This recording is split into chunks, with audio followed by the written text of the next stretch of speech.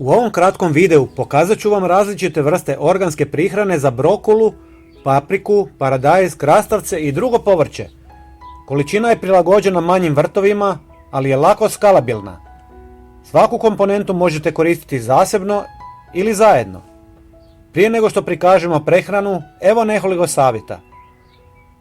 Ključan je odabir optimalnog mjesta za sadnju paprike, koja zahtijeva puno sunca, 6 do 8 sati dnevno.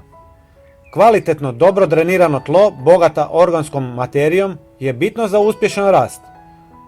Prvi sastojak su usitnjene ljuske od jaja, koje obezbjeđuju kalcij i odbijaju štetočine poput puževa, te sprječavaju truljenje cvjetova. Zatim dodajemo talog od kave. Talog od kave je bogat azotom, što je korisno za rast brokula. Možete ga posipavati direktno oko biljaka ili ga pomiješati sa zemljom. Sve sastojke ostavite u toploj vodi 24 sata, pa zatim procijedite i razredite sa više litara vode. Prihranu dajemo 3 puta tijekom sezone. 10 dana nakon sadnje, u fazi cvjetanja i nakon pojave plodova.